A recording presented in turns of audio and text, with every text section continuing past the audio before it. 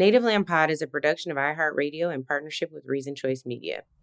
Welcome home, y'all. This is episode 109 of Native Land Pod, where we give you our breakdown of all things politics and culture. We are your hosts, Angela Rye, Tiffany Cross, Andrew Gillum, and Bakari Sellers. What's going on, y'all? What we getting into today? Well, I want to get into the same thing I get into every week, Angela. So, I want to hear from the viewers. We have a lot of questions. So that's my thing for this week. What y'all got? Can I just say it's been a big week for women. Uh-oh. Sorry, AG. No. I didn't want to interrupt, but I wasn't feeling well in the middle of the night and took some medicine. And I took the drowsy version. So if I seem a little slower today, I just want you to bear with me. I felt like that disclosure was necessary. I'm glad because I was hoping you wasn't drinking on the clock. So I'm glad to know it was Benadryl instead or Mucinex or whatever else they got. Andrew, we hope you feel better. I don't drink on or off any clock.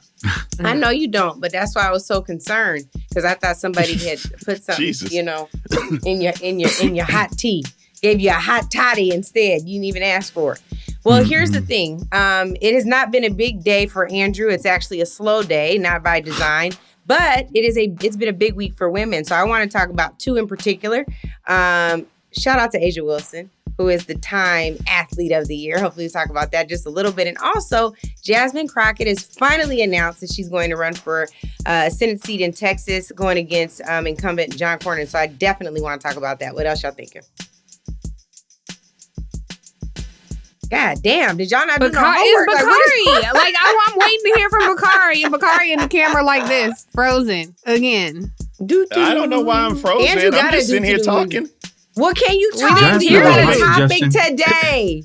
What you want to talk about? Listen, we're going to talk about the Wi-Fi in Columbia, South Carolina. How about we talk about that for y'all? Broadband. Since apparently it is the issue du jour of the day. I don't know. I mean, there's so much to talk about. I actually appreciated Angela's topic about A'ja Wilson coming from South Carolina. So I'm going to chime in on that with y'all because I think that she deserves a lot of props for the weight that she carries for Black women, the WNBA, and a lot of others. Bakari, didn't you also suggest we talk a little bit about the consequences of elections and elections outcomes? Yeah. This was a Detroit story you shared with us. I thought he was saving that for next week, AG. Well, charge it to my head and not to my heart. You guys, I cannot handle this delayed ass pace today. Okay, so here's the next thing. Y'all blame my ADD, but I'm just going to say this. The other thing that is very exciting, this is something where even Andrew in his slow state is going to get excited about. I just know it. Elie Mystal, our resident Supreme Court expert, is also joining us today. We have so much to talk about with the Supreme Court. They cutting up. Y'all, you heard of Citizens United. They trying to make it even worse. They're also going to consider birthright citizenship. We're going to get into all of that and more with Elie today. We're going to get right into the show. Let's go, y'all. How about this new one they have? Their new star, Crockett. How about her? She's the new star of the Democrat Party, Jasmine Crockett. They're in big trouble. But you have this woman, Crockett. She's a very low IQ person. I watched her speak the other day. She's definitely a low IQ person. Crockett. Oh, man. She's a very low IQ person.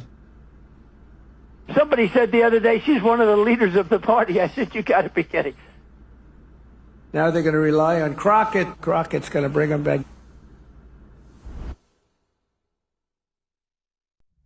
So everyone, as we know, Jasmine Crockett announced her run for the United States Senate this week.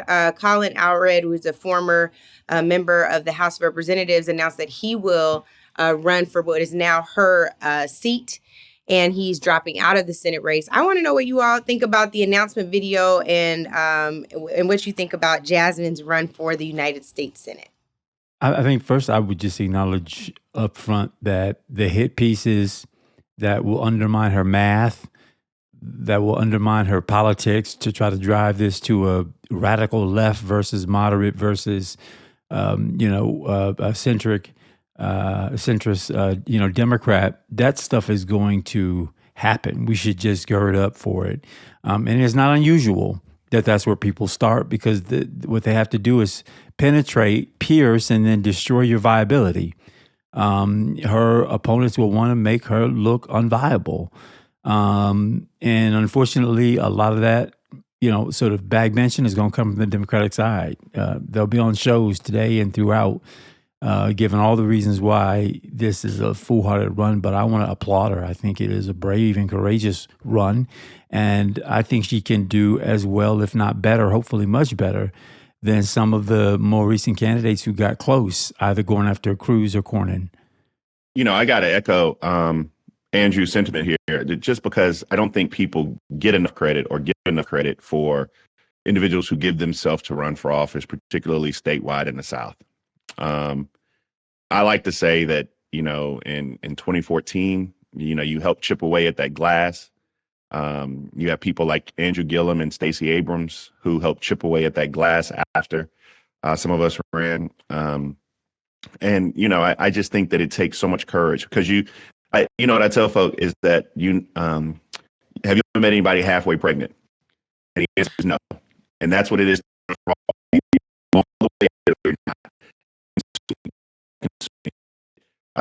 Family with you, and that knot that you have in your stomach because you don't know where the barbs the next day are going to come from. That anxiety, that angst. So I'm very, very proud of Jasmine Crockett for running. If we want to have a conversation about her viability to win, that's another conversation, because I think that she's running uphill with a couple of mules on her back, a couple of boulders pulling her back in the other direction. And I think it's going to be very difficult for Jasmine Crockett to be the next United States Senator from the great state of Texas. If anybody can do it, she can, but I just don't know if anybody wearing a D on their lapel can win Texas right now through no fault of her own. But we can get to that. I wanted to start it off, though, by lauding the fact that she's actually jumping out there and running, because that in itself is a testament to her strength. Yeah, we should let the viewers know that, of course, she'll have to go through the primary, the Democratic primary, where she'll face Congressman Tallarico, I believe is how you say his name, a congressman from Austin. And I think what you're getting at, Bakari, is we have been promised for so long that Texas is going to turn purple, and it has not yet happened. I mean, we saw this effort with Beto O'Rourke, who came really close, and it was a lot of excitement around his campaign.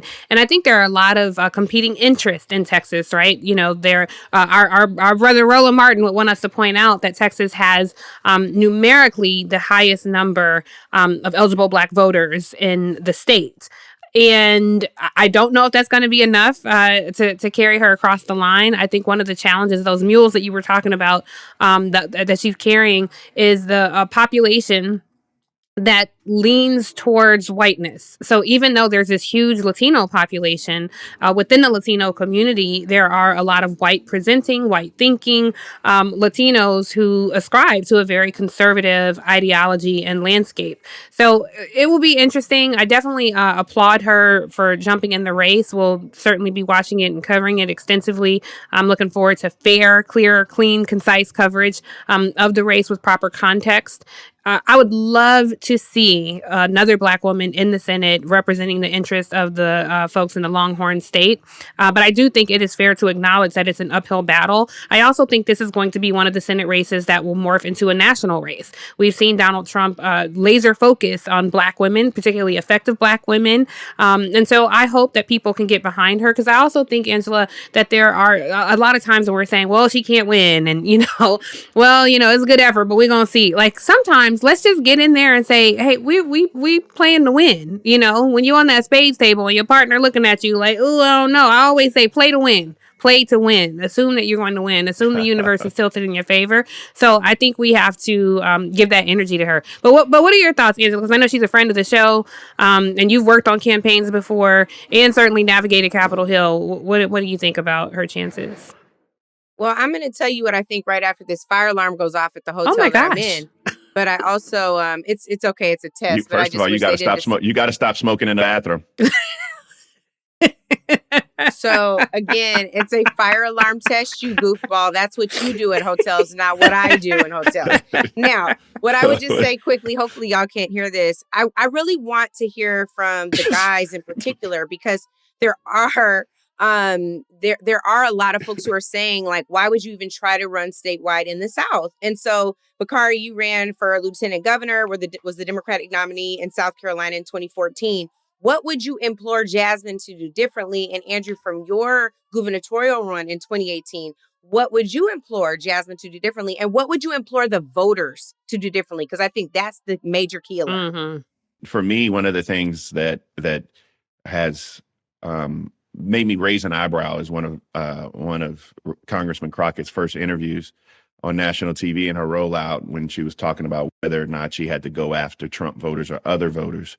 And her response was, I don't necessarily need them, right? And I ascribe to the notion that elections are more about addition and multiplication than they are subtraction and division. And I think that she's talented enough that by not limiting her electorate, she can grow. So there's that's one thing. The other thing is she has to create an entirely new electorate. That's something Barack Obama did when he ran in 2008 to kind of shock the world.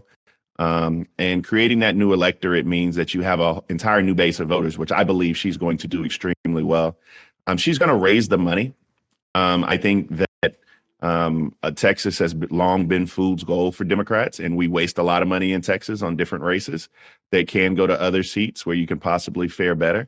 But I do think that she's going to add a new energy. And regardless of whether or not I think she can win, I think she will be a winner when this race is over. And I also think something about Jasmine Crockett running in this race that people aren't necessarily giving her credit for right now is she's going to drag along a lot of other Democrats in Texas. There is going to be a wave in Texas because Jasmine Crockett is running. I don't think she'll get beat like a drum per se, but I just find it to be extremely difficult. But I do think that her race still can be a success with other things. I got over 40% of the vote in South Carolina, which is a whole hell of a lot for Democrats now who don't break, over 35. And I know Andrew was one mega church away from being governor of Florida. What was it, 35,000 voters? So I do know, and Stacey Abrams came close the first time. So it's not, this isn't out of the realm of possible, but when we talk about these type of races, we have to understand the magnitude, the difficulty, and give her the benefit of knowing that she still can be a success because so many people are she's going to drag along with her. If she's able to raise the amount of money that would be typical for a contested general election, right? If Cornyn wins on the Republican side and Democrats are really serious about competing and therefore they resource her race, I don't see her doing any worse than the latest Democrat who has gotten the closest. I think she'll outperform the Democratic typical performance if she gets the resources that are equal, because I think her natural instincts are going to the places that she knows she needs to be. She will need to camp out between the largest Black centers in the state and the largest Latino areas. And progressive whites tend to find you. They're determined a lot of times in that way.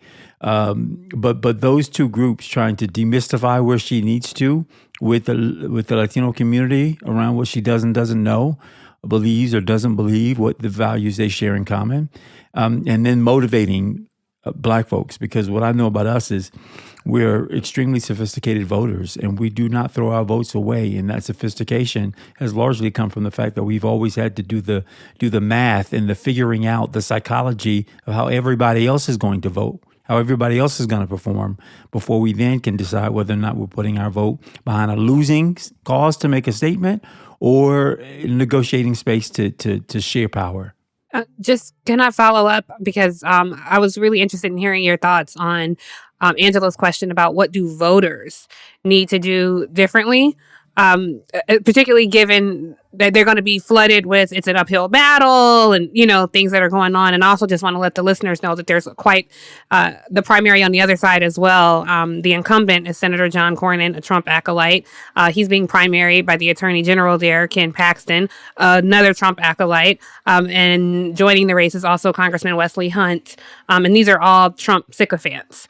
So I'm not sure that she'll be competing for the same voters that they are, but I'm curious from you and Bakari, what do voters need to do differently? So, I think a lot of this is a little bit premature because I think the way you run this race, the way voters think about it is going to be vastly different if it's Ken Paxton who has the ethical baggage of it's probably worse than Donald Trump, right? That is a easier race. None of them are easy, but that's an easier race for Jasmine Crockett. I think Cornyn is a typical type of R beside his name, and he's been in politics there for a very long period of time, and people are used to pressing the button statewide.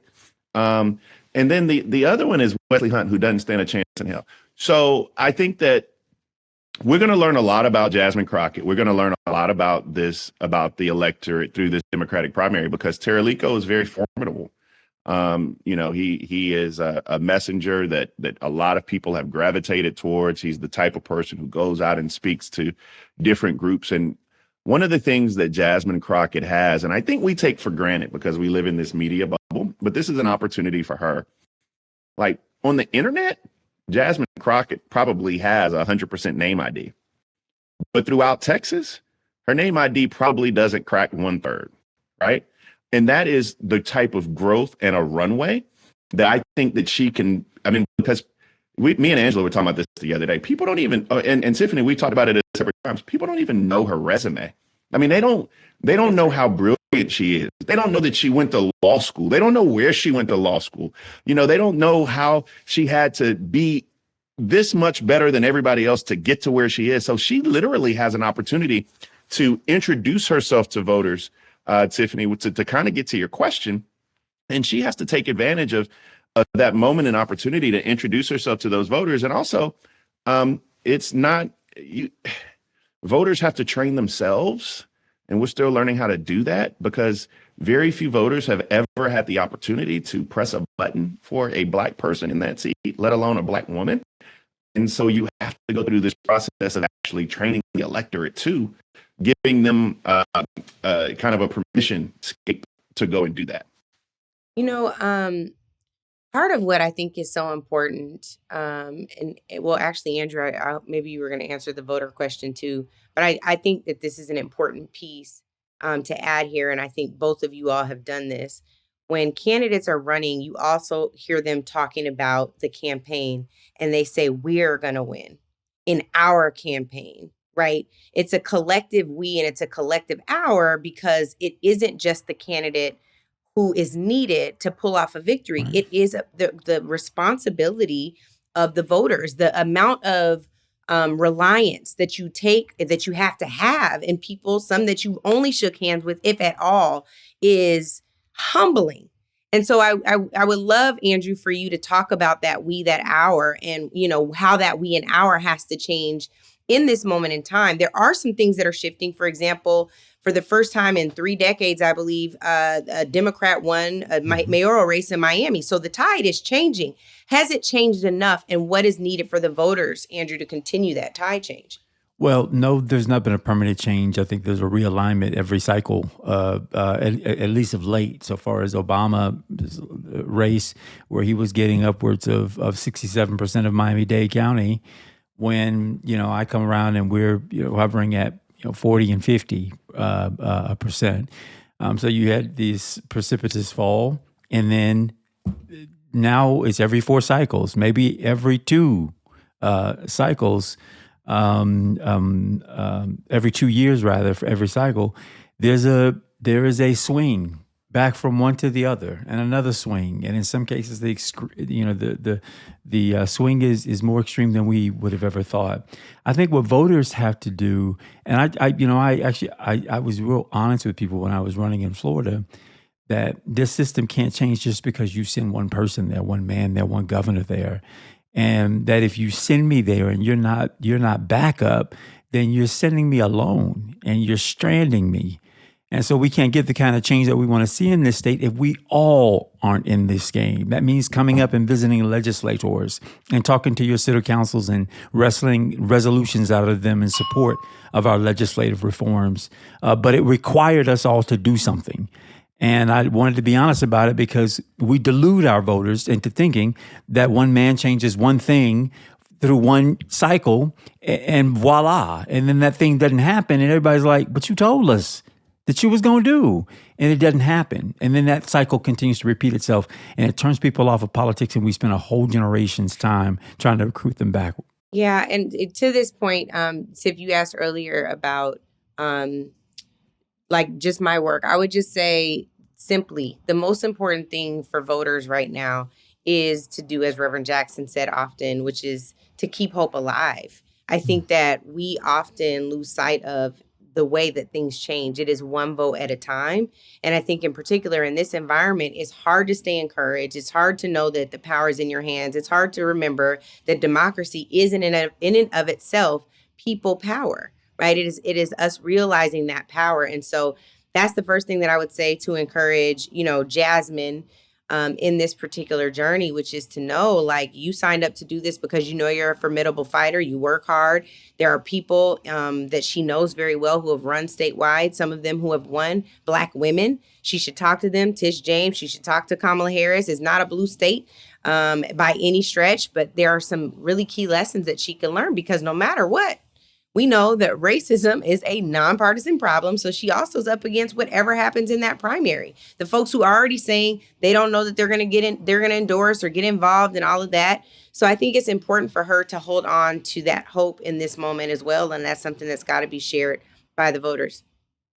When you go on Pop the Balloon, Angela, I hope you reiterate all of that to the men who don't vote. So I won't be popping the balloon, but the people have spoken. They cannot wait for you to go, Tiff. Tiffany was trying to make a point.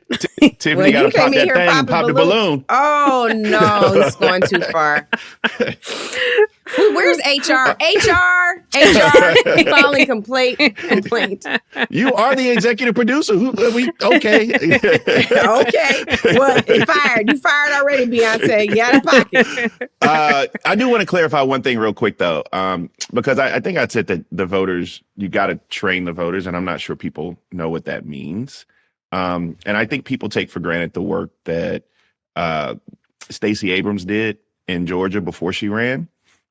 She went to a sub-precinct level, meaning that it's not just the precinct where you vote, but she actually went into those communities and met with those community leaders and had individuals go through and meet with those community leaders to make sure that the next election, the school board election, those individuals were trained to go to the polls, to make sure that those city council races, those individuals were trained to go to the polls. Andrew knows his state of Florida better than I, but I would guess that there was a lot of remnants of, Obama for America and the infrastructure. That shit ain't cheap either. You're talking about tens of millions of dollars that are spent on infrastructure over a period of time. And so that's when we talk about it being uphill. This isn't an indictment of Jasmine Crockett.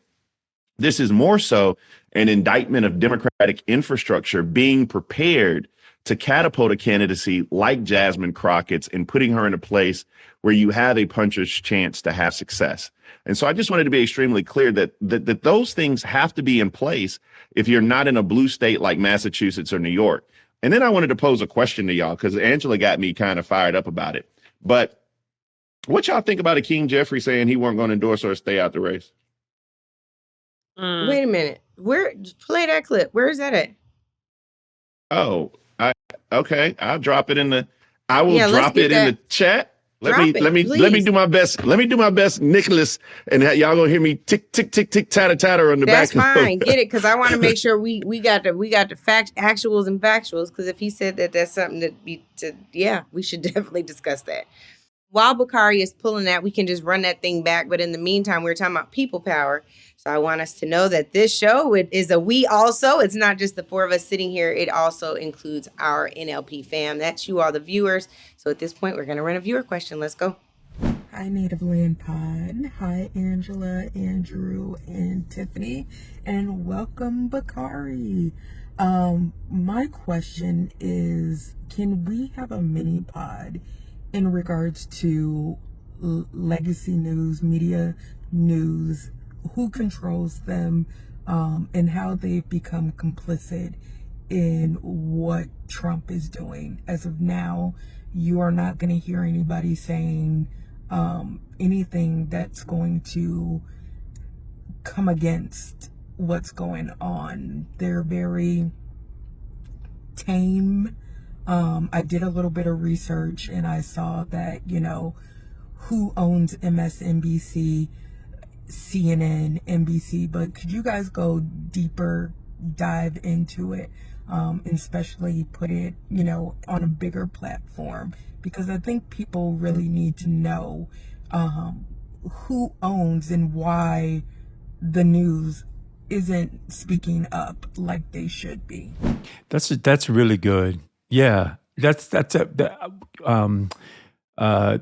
Netflix, Paramount, Warner Brothers situation is brought into focus for a lot of people, especially with the threats from the president about making changes at CNN and the guarantees that they say are being shuttled between Jared Kushner, who is on one side of the two deals with regard to the takeover at Warner Brothers, and the number of interconnected, interwoven billionaire, millionaire class in this country who are running our government in a shadowy way, guiding, the direction in which the administration takes on certain issues, impacting all of this. And much of it is happening behind the veil, not in public.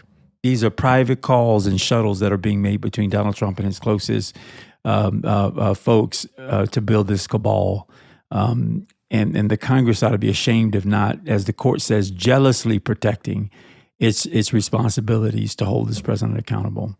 Andrew, not everybody knows the Netflix Warner Brothers thing, so do you want to break it down for the folks? So for folks who haven't heard this last week, it was heavy in the news, the fact that Netflix, the nation's largest, I think they've got the largest customer base as it relates to these streaming apps. Streaming platforms. Yeah, streaming platforms.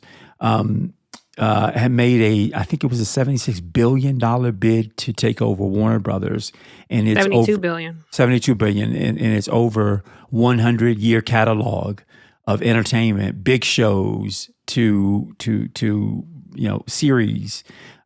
Because what they found in this streaming space is that over half the folks who are streaming old shows, not new things on television. They're going back to things that they grew up on, potentially, and streaming those, which I thought was very fascinating. And then I thought about my own habits, and I sometimes find myself doing that. Either way, sort of the Actors Guild, the arts community writ large, are against this because they believe it's going to, one, concentrate really power on all sides of a negotiation to do just one of these companies.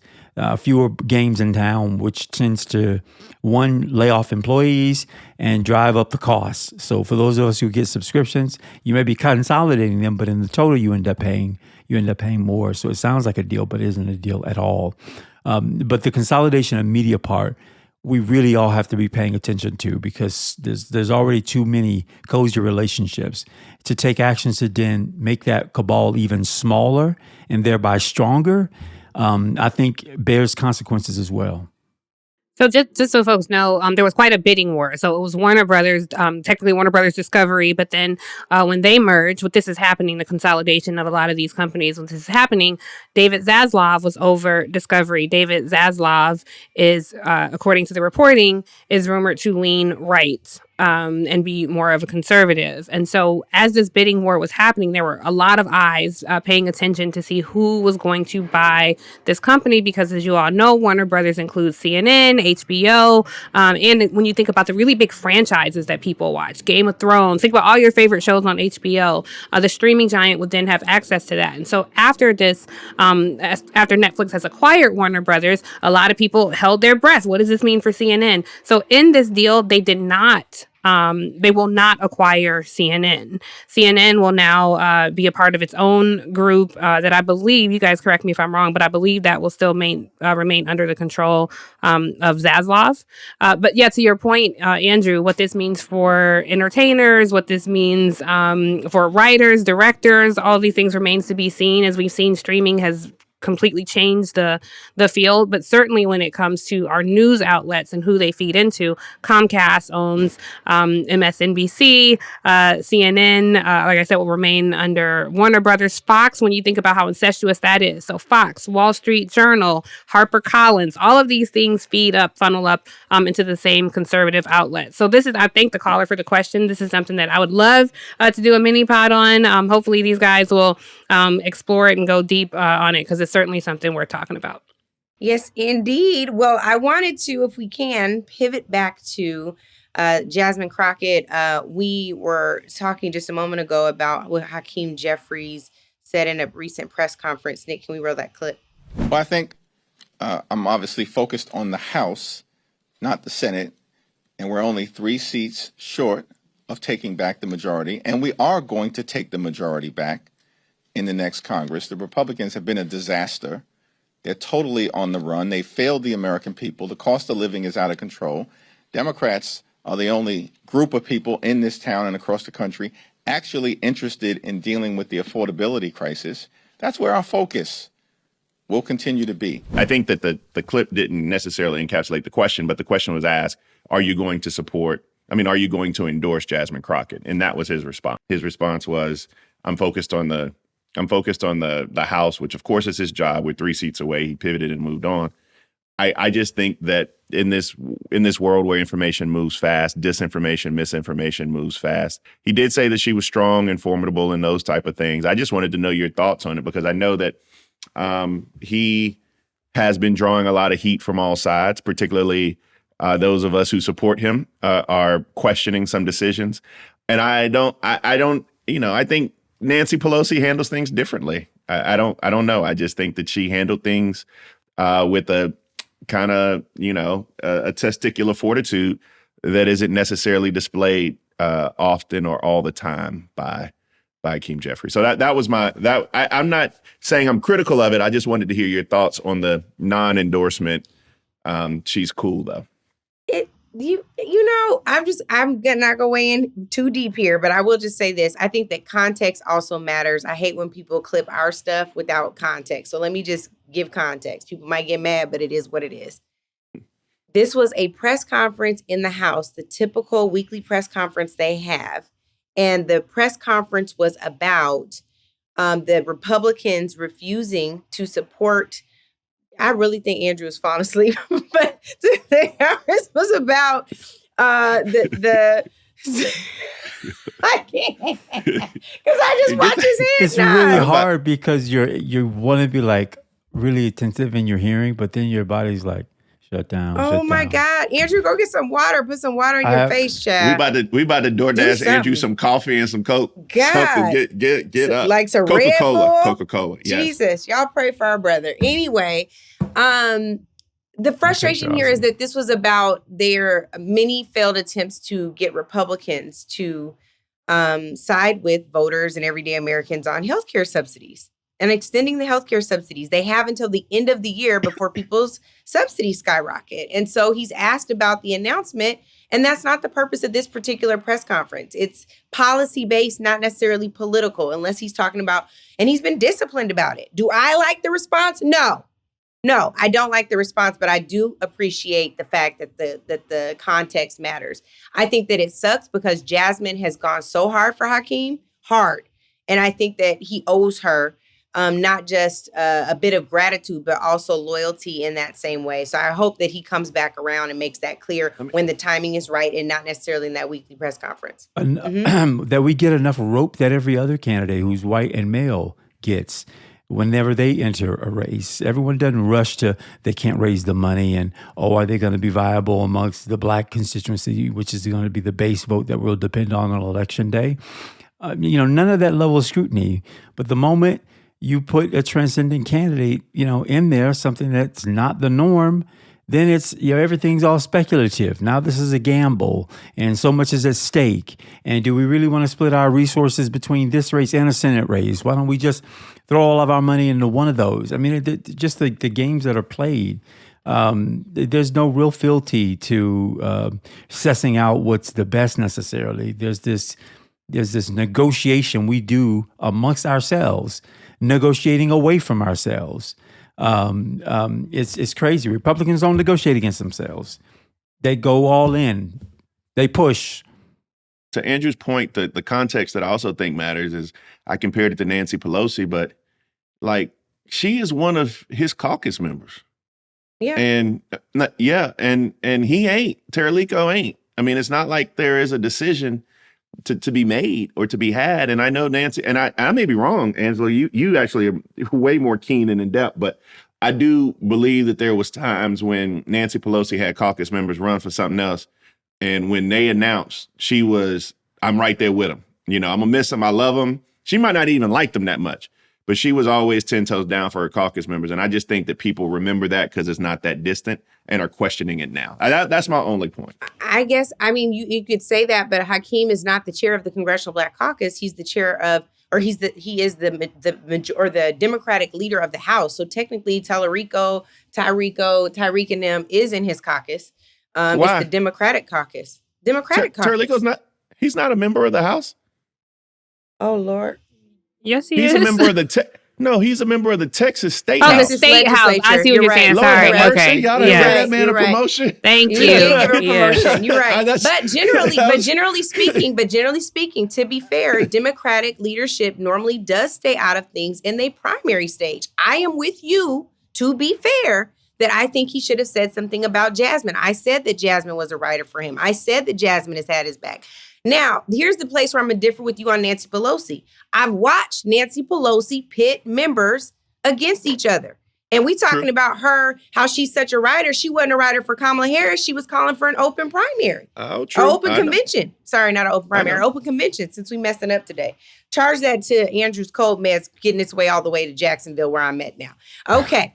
That said, I did want to tell you all really quickly, we know our good friend Terrence Woodbury is working with Jasmine on this campaign. And I asked him to send us a response into this article from Notice, which talks about the NRSC, which is the Republican Senatorial Committee, having an AstroTurf recruitment process, which would have encouraged Jasmine Crockett to run. They said that they started to include her name in polling to see if she would bite. And they are trying to claim credit for this, that they wanted the least viable candidate in this race against John Cornyn or whoever wins the Republican primary. And they're trying to say that they're the reason why she decided to run.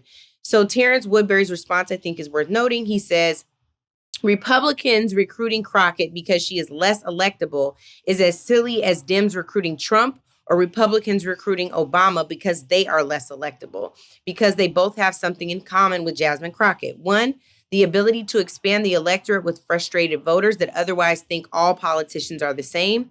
Two, the ability to gain and keep media attention long enough to make the case to those frustrated voters that are ignoring other politicians.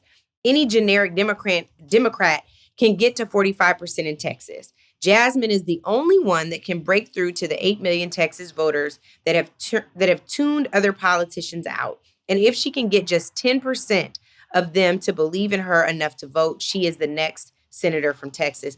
I thought that was a great point from Terrence. I love the way that he broke it down in numbers, only like a pollster would. Terrence Woodbury, of course, from Hit Strategies. And of course, at this point, we're going to pivot to somebody else that is an expert among us.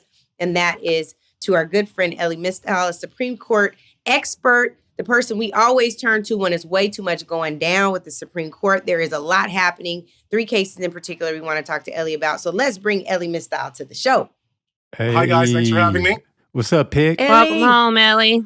What's up, Pick? I don't. It's crazy. I thought the Pick deserved acknowledgement, not just Elie. Yes. Thank you. I don't want to let the Democratic minority leader slide on his non-endorsement of Crockett. We running that thing back to the last topic. Right? Go ahead, Elie.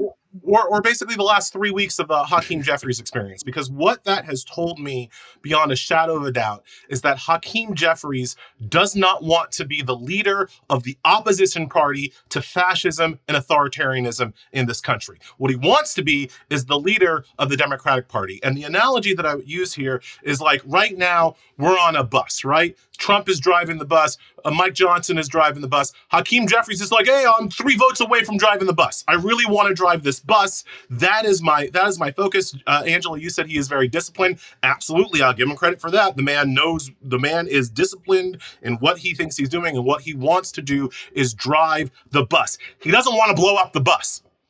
He doesn't want to get off the bus. He doesn't want to get us off the bus. He wants to drive the bus, and he's promising us, oh, when I'm driving the bus, we'll go to better places. We need to blow up the bus, and Hakeem Jeffries is not that guy.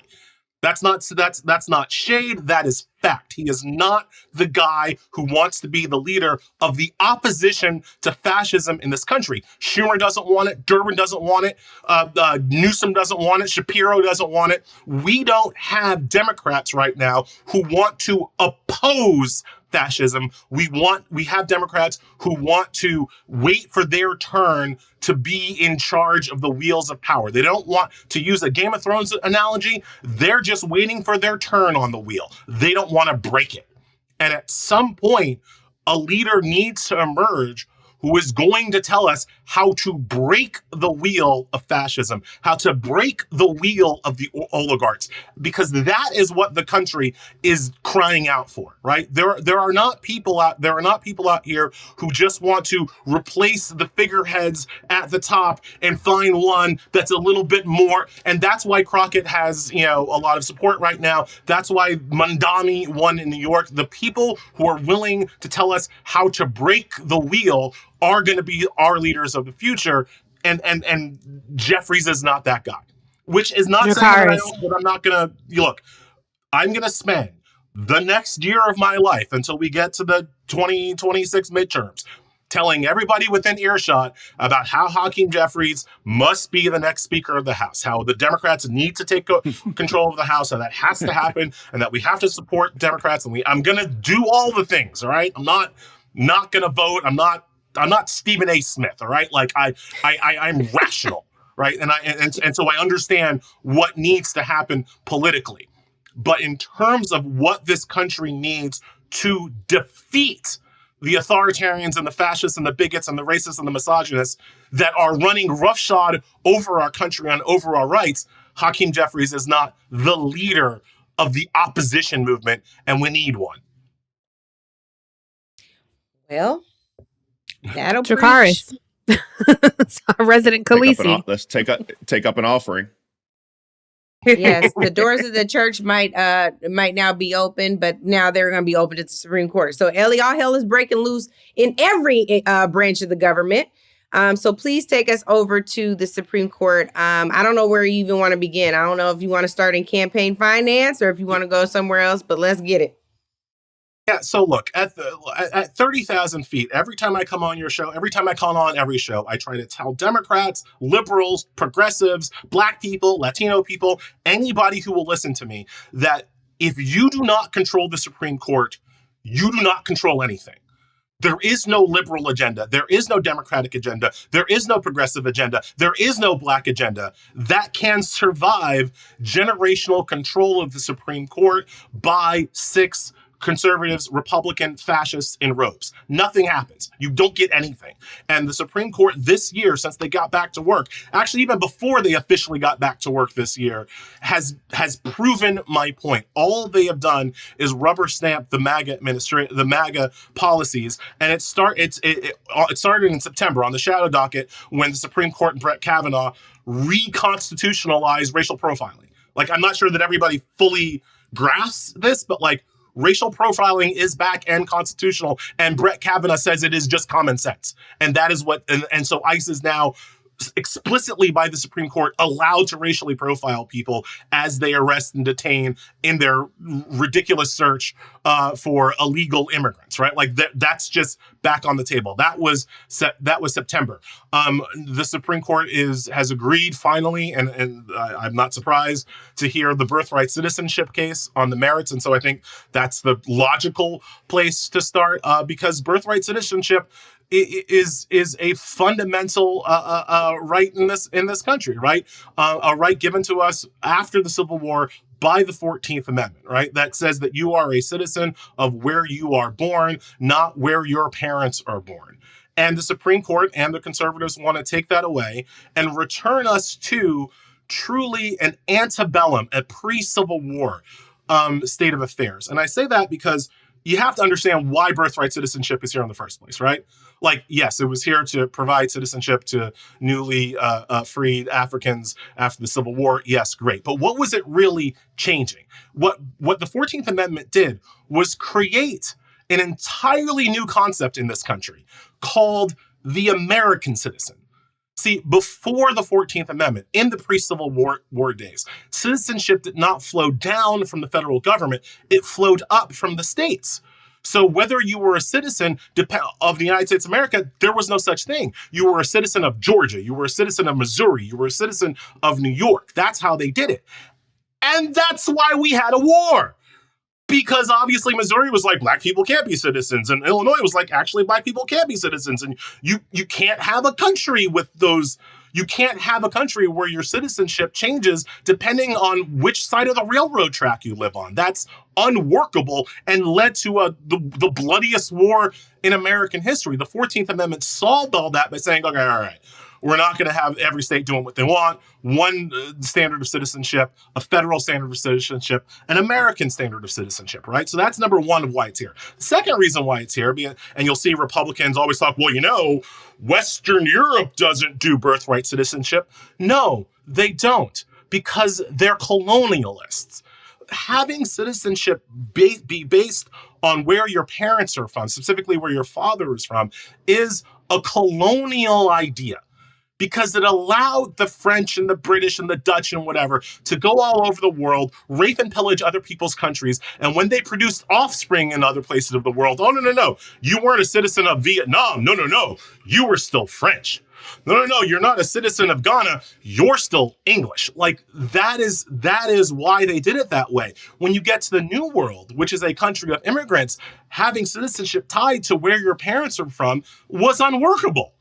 Because then you're all English citizens, then you're all Dutch citizens, then you're all, right? So the New World adopted an idea that your citizenship was tied to your birth, and that existed for white people before the Civil War, right? Like when people are saying like, oh, it's how Western Europe does it, why don't we do that?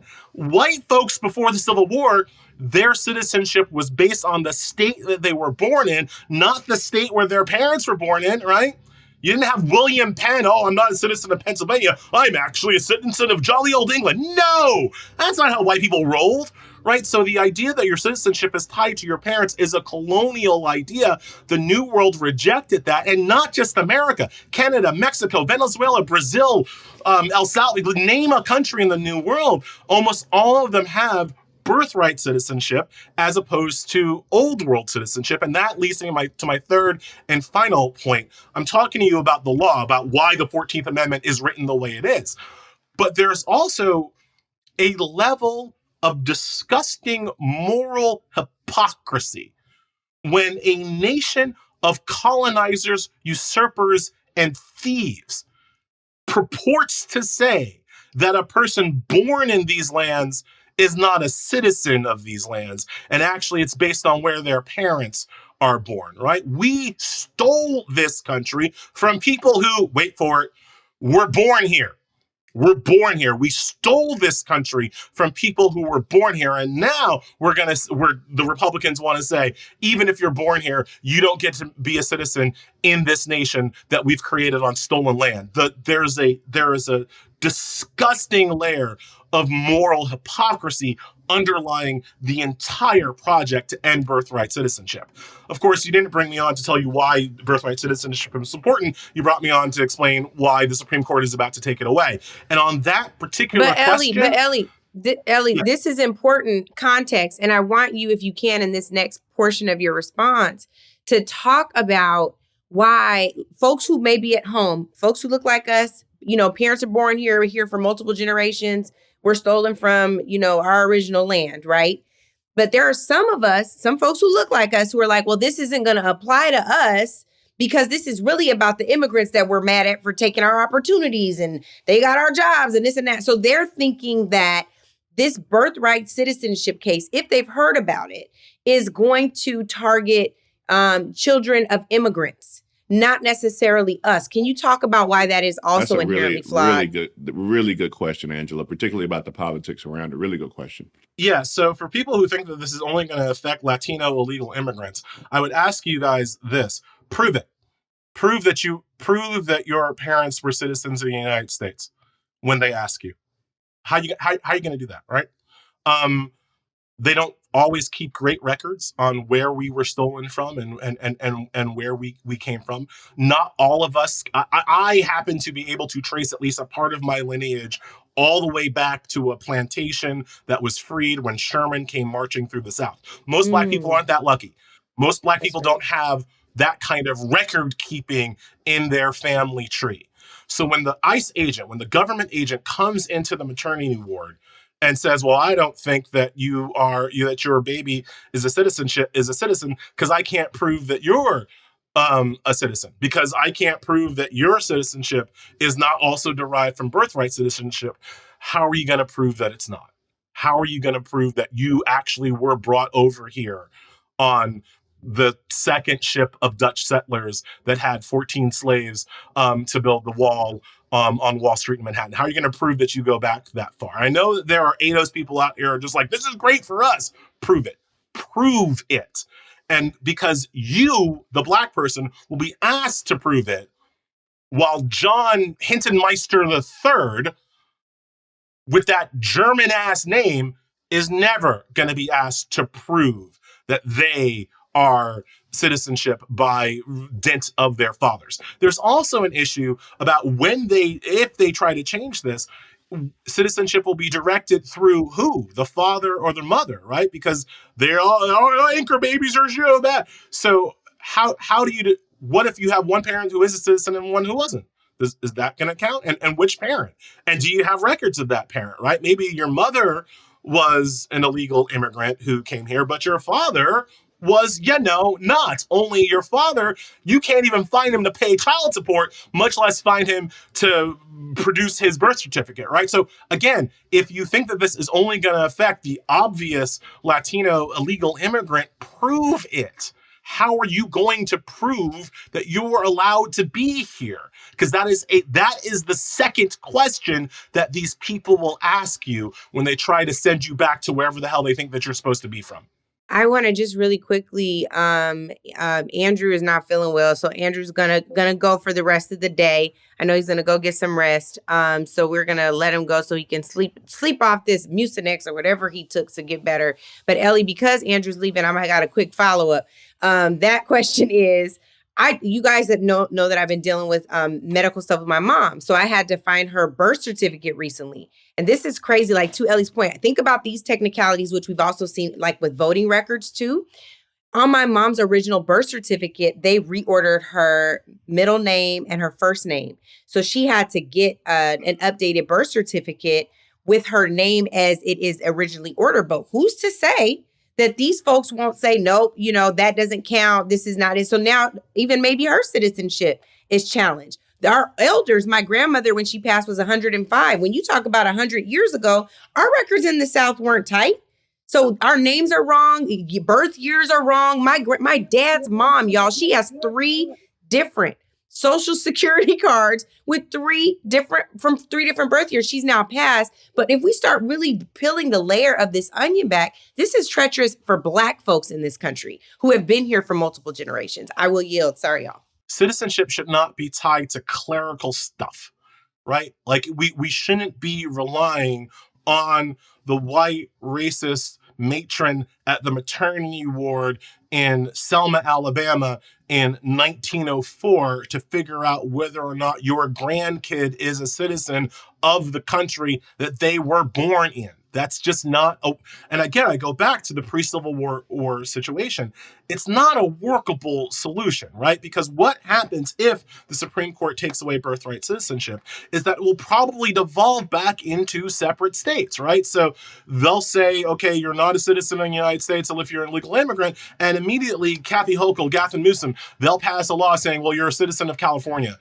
If you're born in California, like that is the next thing that's the liberal response to all of this. And that brings us right back to where we were in 1857 in the Dred Scott decision, where you're going to have a class of people who are citizens in one state but aren't citizens in another state. You'll have a class of people who are citizens in California but then lose their citizenship when they travel to Texas, who lose their ability, their record, the provenance of their records when they travel across state lines. And again, we have literally tried it this way before, and it led to war.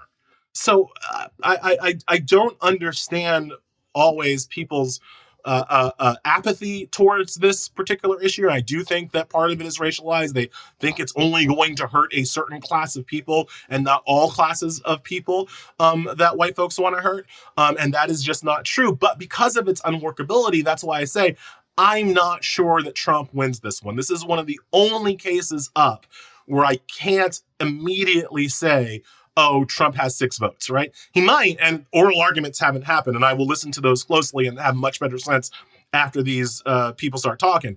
But on spec, I can't necessarily count to 6 votes, count to 5 votes for Trump on this issue. I mean, I'm not saying that he won't win.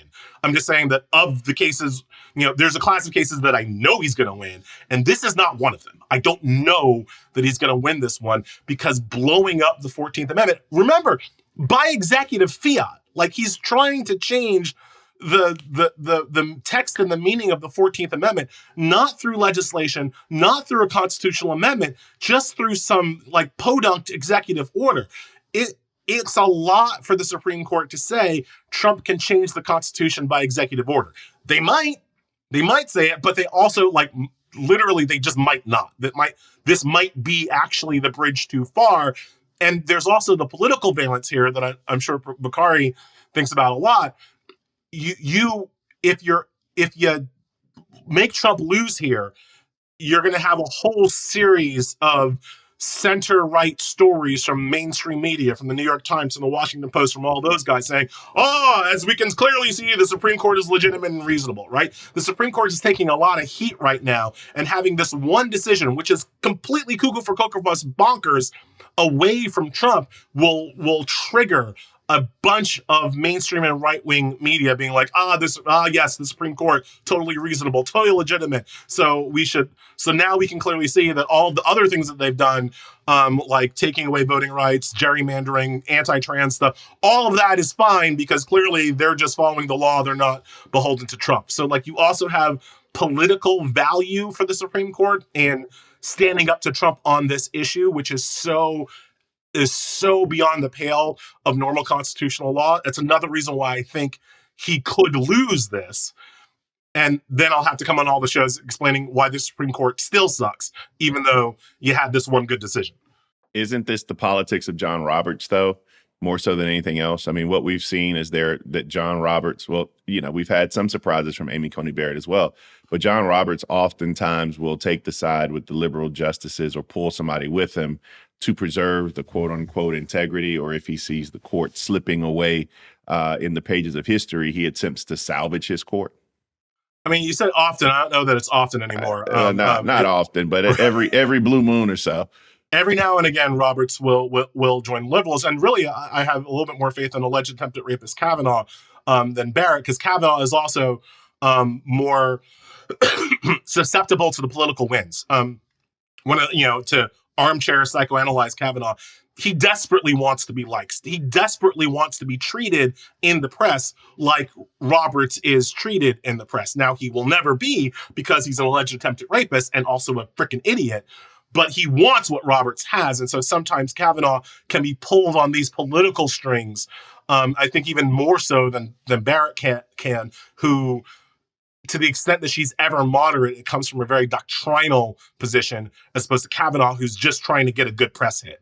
And then Roberts, I think, Bakari, you're right, that he will occasionally at least pretend to care about the legitimacy and stature of the Supreme Court. So all of that I can listen to oral arguments, and in an hour I can tell you, wait, no, I was wrong.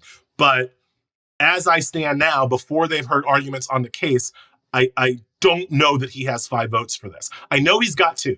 I know he's got Thomas, and I know he's got Alito. But I don't know that he's got Roberts, Barrett, and Kavanaugh, and then Gorsuch can get really textual on these issues. And there's also, with Gorsuch, you also have to remember, I sometimes jokingly call him the last justice of the Mohicans. Neil Gorsuch loves Native Americans. He is Daniel Day-Lewis. He is out there. Any decision involving Native Americans is something where Gorsuch can be relied upon to vote with the liberals. It's the one good thing in his portfolio. And you can make an argument that taking away birthright citizenship also significantly negatively impacts Native Americans. And if you hit that argument right, you'll get Gorsuch too. So again, I never want to sound naive. I know exactly what this court is capable of. They're capable of giving Trump the win on birthright citizenship. I just don't know that they will. Elie, I have a question. Go ahead, Tiffany, because I was going to raise something up to you, Tiffany and Angela, but go ahead, Tiffany. I want to hear your perspective. You can go ahead. I didn't mean to cut you off. No, jump in. Go ahead. I don't want to take us away from where you were going. So remember where we were, because I'd love to hear your question. But I just wanted to ask you, Elie, the SCOTUS is off limits to cameras. So we never hear what's being said. And I've asked this question before, but I've never posed this question to you. Is it helpful to us that we don't get to see what's being said during SCOTUS hearings? Or is it more harmful? Like, would it become kabuki theater if there were cameras there? Would people, be, like you said, Kavanaugh wants the next press hit?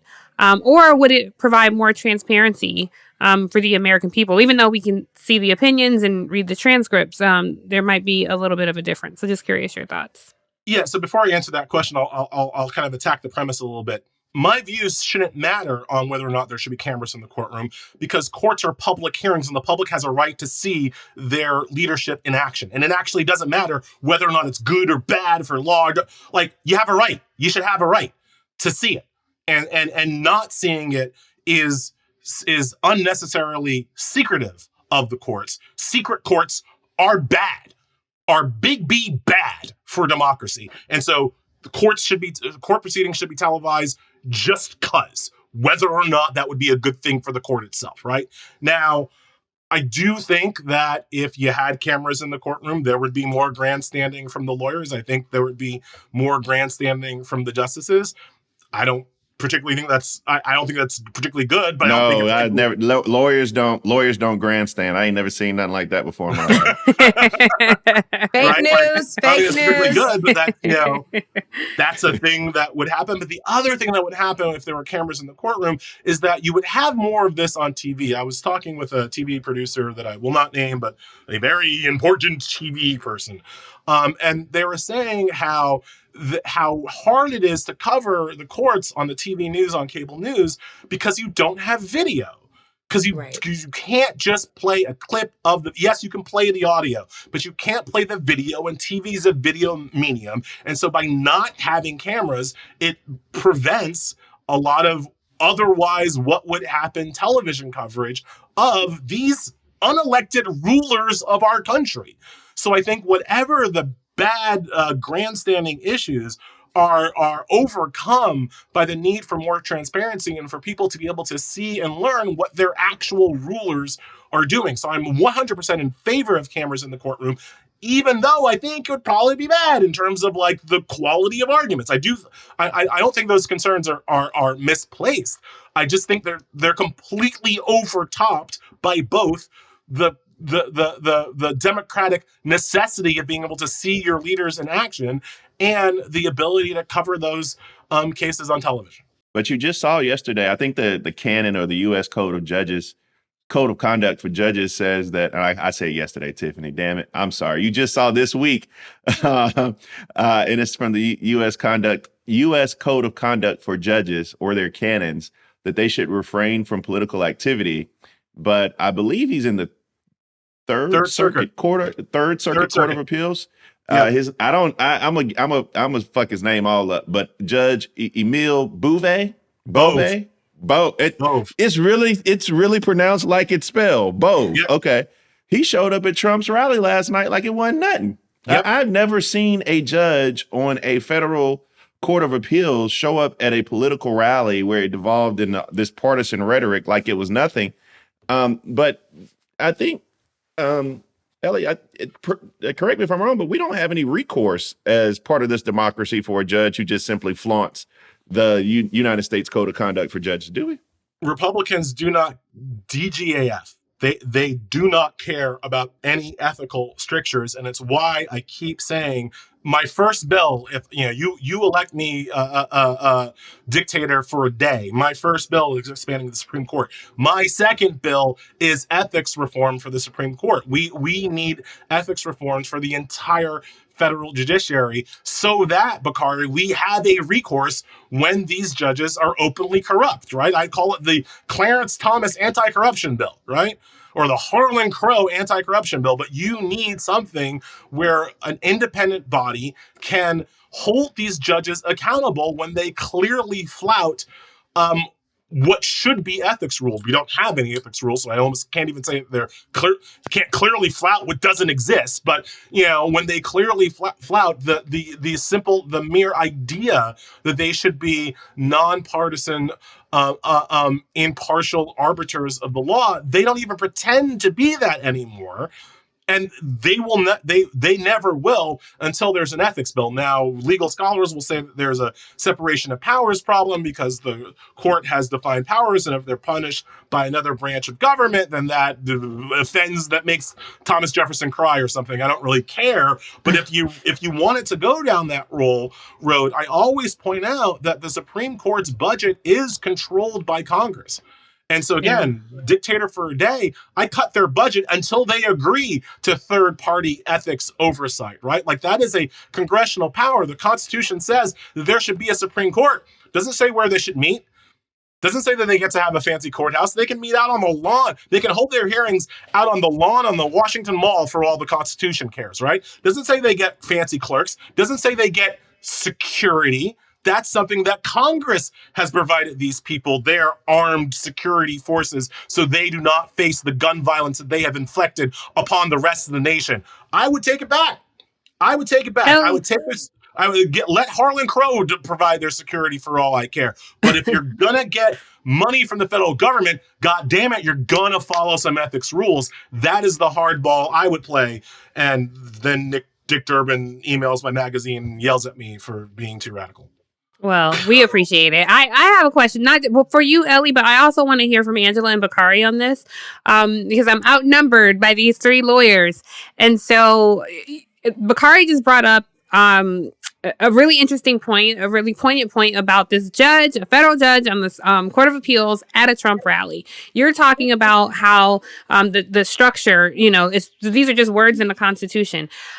I keep saying this. I don't have the knowledge of the Supreme Court that you do, or the law that all you guys do. I keep saying the courts will not hold. We keep talking about these infrastructures as though they're going to be around in 5 years, 10 years, 15 years. Before we came on, Elie and I were talking about our love for Andor, the series Andor that reads, that I watch it like a documentary.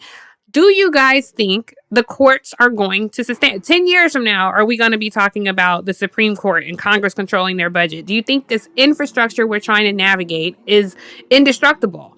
Given that we've already seen the norms of it erode. We're seeing it every single day erode. So how important is the Supreme Court going to be when Donald Trump is like, oh, I don't like what you said, so poof, the Supreme Court doesn't matter. I don't like these rules you're putting in place, so poof, Congress doesn't matter. I'm just curious y'all's thoughts, everybody. I think that the Supreme Court guides democracy and guides society, not the other way around. I think the courts guide society, and society doesn't dictate what happens to the courts. And the only reason I believe that is because I've deduced the three most consequential political events in my lifetime actually are centered around the courts. I mean, the three most consequential political events I've had since 1984, since I was born, was replacing Thurgood Marshall with Clarence Thomas, conservative pressure on the right to remove Harriet Miers and replace her with Justice Alito, and the election of Donald Trump over Hillary Clinton and him being able to put three justices on the Supreme Court. So in my 41 years of living, I believe that the court the courts have dictated society's machinations, not the other way around. So yeah, I don't think the courts will be at the whim of society. I think it's the other way around. Angela, what do you say? Yeah, I want to say first that I think it's really important that we understand the court's role here, agreeing with B to an extent. But I think that they are the reason for the demise, whether we're talking about extending presidential immunity to criminal cases, or we're talking about these other two cases that we haven't gotten to yet. But in particular, and this is kind of where I want to transition Elie to next, is we've talked about the longstanding impact now of Citizens United.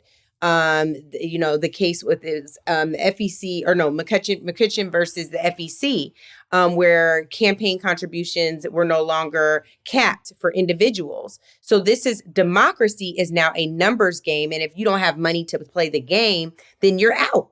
And so what they're getting ready to do in this case where J.D. Vance, frankly, should no longer have standing with this NSRC case against the FEC also, I think is an important note, because I think it expands Citizens United and its intent and McCutcheon to a very, very dangerous place where it is purely pay to play. And it sounds like they're gonna win on the merits on this case. So Elie, I want to hear you on this, and I'd love to hear if there's time on the FTC as well.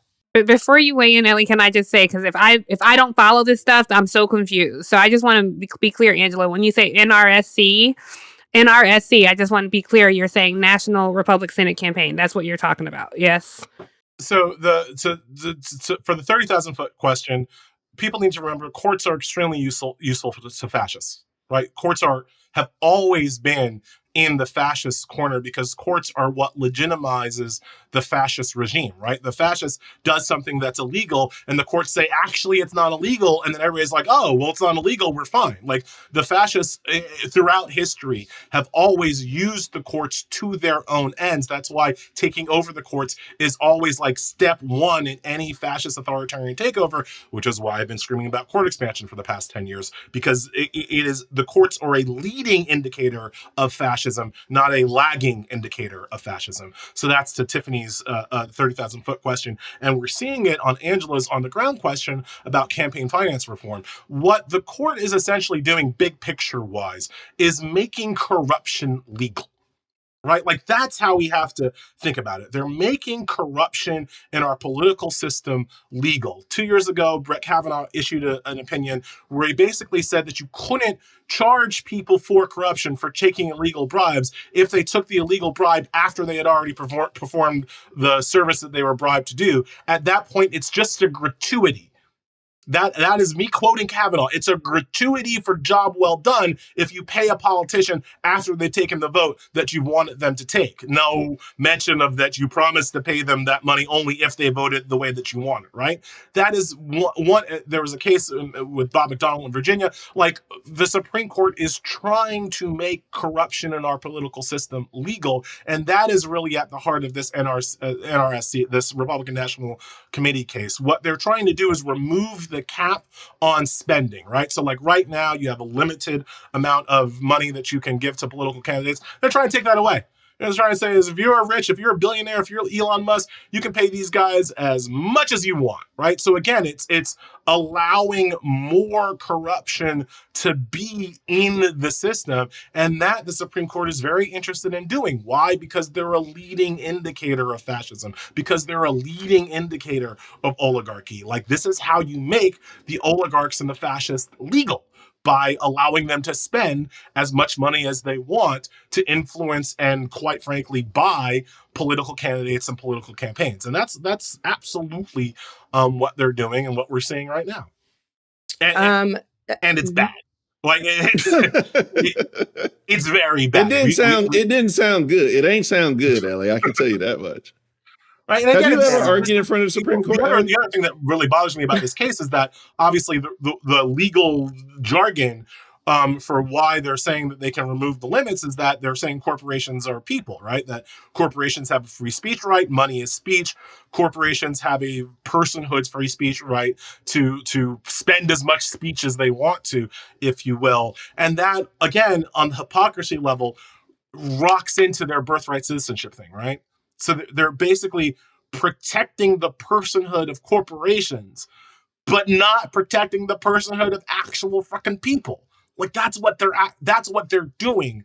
And again, the hypocrisy is rife and disgusting. Well, I need to argue in front of the Supreme Court one day. That's one of my dreams, because one of my goals is to not get rid of, but limit qualified immunity. I know you have your dreams.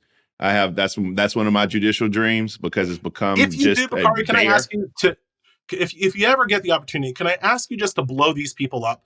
Because so many of the people who argue in front of the Supreme Court, and obviously they're lawyers, they're trying to win their case, and so they're really solicitous and nice and play along with the justices. And I just want one person to show up at court and just call these people out on their hypocritical bullcrap, because that never happens, and that's what I want to see. That's why my dream is to be nominated for a circuit court appointment. I don't want the actual job. I think I would actually be probably a bad judge, because I'm pretty freaking biased. You would be great, Elie. I don't know. But the confirmation hearing, where I get to sit in front of the Senate Judicial Committee and do not care if they vote for me. That's pay-per-view. That would be must-see TV. I want to see you and Buddy from Louisiana. What? Right? I would go ham on them. What's his name? Oh, Kennedy. John Kennedy. John Kennedy. I was like, my mind's going. Is it John Kennedy? Yeah, Louisiana Republican senator from Louisiana. He's funny. we blanking on names today. I argued in front of the South Carolina State Supreme Court one time. Our domestic violence laws specifically stated one man, one woman. And so gay couples did not get domestic violence protection, meaning that the charges didn't escalate, you didn't get order protection, all those things. And so I actually won that case in front of the South Carolina Supreme Court when I had a young lady who was the victim of domestic violence here. So now South Carolina laws cover same-sex couples. Very proud of that, Elie, but it's not the big dogs, but it was big enough for me, right? Well, thank you for your service. Can I just Thank really you for quick? joining us. Oh, I'm sorry. Go ahead. Well, sorry. If you could, Elie, like in 30 seconds, this is another pain point for me. In this slaughter case, of course, is where the Donald Trump may get the ability to overrule what happens traditionally with the FTC. That's the Federal Trade Commission. And I just remember a point where the Supreme Court unanimously decided that Barack Obama couldn't even make a recess appointment for the National Labor Relations Board. So if you could really quickly just go into this, because I think this is a case that Trump is likely to win. So if you could really quickly. This is a hugely important case. It's called Trump v. Sellers. It basically deals not just with the FTC, but Trump's ability to fire everybody in the executive branch. It's that unitary executive theory. All executive power is vested in the president. And so he can fire the head of any federal agency. He can fire any commissioner on an independent federal commission. He can fire any employee of the federal government if they just happen to be black or they happen to be gay and doesn't like him, because everything is everybody serves at the pleasure of the president, according to this made-up unitary executive theory. It is the end of the administrative state. It is the hollowing out of the state bureaucracy. And I know that when I say that, defending the bureaucrats and the experts doesn't sound particularly sexy, but people need to understand that one of the thrusts of constitutional liberal democracy, one of the reasons for the bourgeoisie revolts of the 17th, 18th, and 19th centuries was to take away the power of the absolute monarch to fire government ministers and functionaries at will. That was actually one of the huge points of contentions between constitutional democracy and absolute monarchy, that you shouldn't be able to fire federal officials just because they don't do what you say. You shouldn't be able to fill the federal bureaucracy with your cronies and friends, as opposed to experts and people represented by the elective branches, right? Like, that's actually part of what the revolutions were about. And so when the Supreme Court gives this power back to Trump to fire any federal official at his whim and will, what they're doing is truly giving him a monarchical power. In the same way that Trump v. United States gave him immunity from criminal protection, which is the power of a king, this also is the power of the king that they are re-giving to Donald Trump. And it's part of a long-term conservative legal project to to destroy the administrative state, to destroy the regulatory state, and they are absolutely winning, and they're absolutely going to win this. And so in my article in The Nation, I wrote, like, people might not think that they see the importance of the bureaucracy now, but y'all will. You will when you can't get a vaccine, because Trump has fired everybody who is able to provide you a vaccine. You will see it when there's uranium and mercury in your drinking water, because Trump fired all the people at the EPA because groundwater studies are too woke for the Trump administration. You will see it as AI turns into the Terminator because it's completely unregulated by the federal government. All of these issues are actually issues of whether or not we're allowed to have a state bureaucracy run by experts or a state bureaucracy run by cronies. And the Supreme Court and Donald Trump have decided to go all in on the crony system. And that is going to have significant consequences for how we live every day in this country. And he's going to win 6-3. He's going to win 6-3. And that's it. This case, of course, was argued this week. Please make sure you all check out Elie's piece on this court case. And with that, we are going to jump into our calls to action. Elie, you are here. You lighten it up. No pun intended. But I also want to ask you if you have a call to action for our audience since you're still here with us.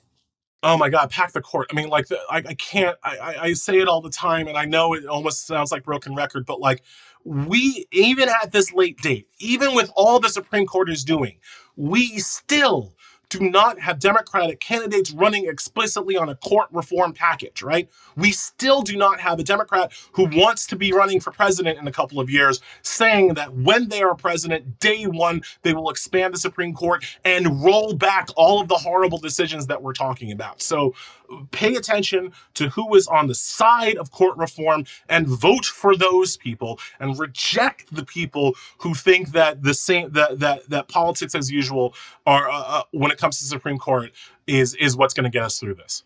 Thank you, Elie. Tiff, what you got? I will just use this time quickly to say thank you to the National Council of Negro Women. Siobhan, Arlene Bradley honored Joy Reid, Melissa Harris Perry, and myself at their dinner this week. Please support the National Council of Negro Women. Learn about the legacy of Dr. Dorothy Height and Mary McLeod Bethune, who founded the organization. I've been a member since I was 21 years old.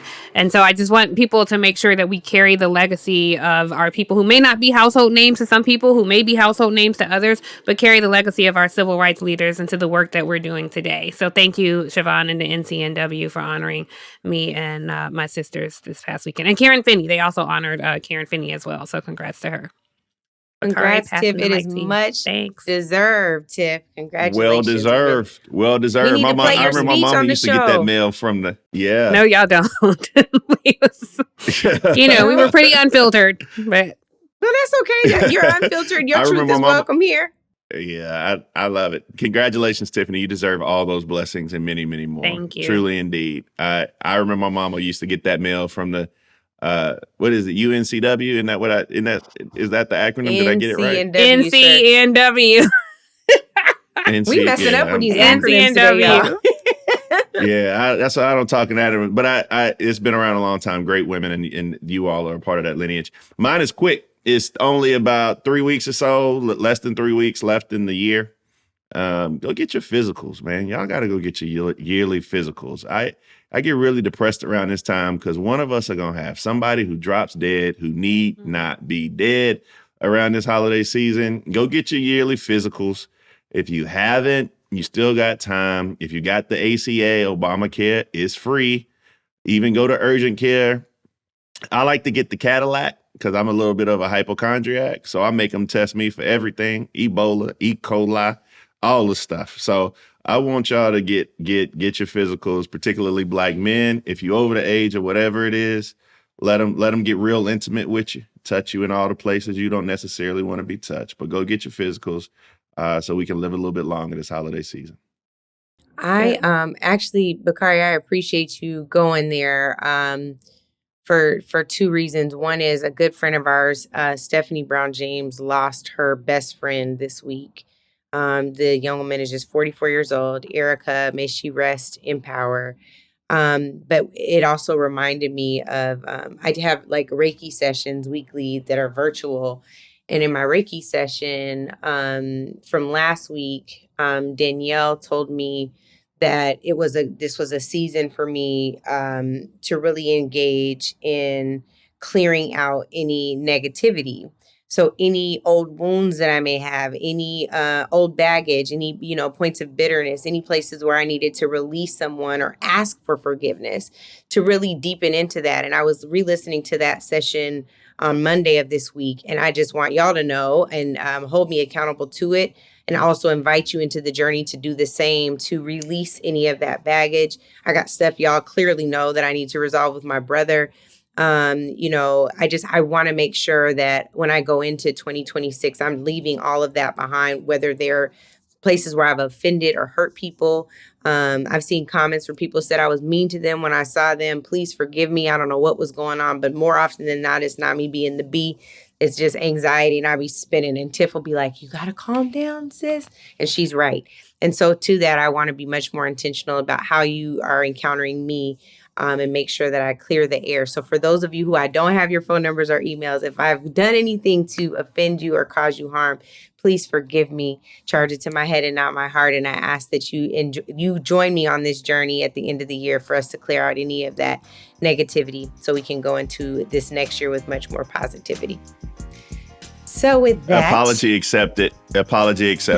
Thank you for finally acknowledging that. I'm glad took years, but I'm glad I finally took Elie coming on the show to get the apology. I'm so glad his Wi-Fi is breaking up in the middle of this nonsense. You want that dial up again. You want that dial That's up what happened. The Lord won't let him have the floor. Thank you, Jesus. And with that, y'all, this show is a wrap. Thank you again to our guest, our favorite Supreme Court expert, Elie Mystal. Tiff and Bakari and Andrew, y'all pray that our good brother Andrew gets better with this cold he has. When you got that many kids, they do bring the germs home. So pray for our niece and our nephews as well. We love y'all. Thank you so much. Welcome home, y'all. Native Land Pod is a production of iHeartRadio in partnership with Reason Choice Media. For more podcasts from iHeartRadio, visit the iHeartRadio app, Apple Podcasts, or wherever you listen to your favorite shows.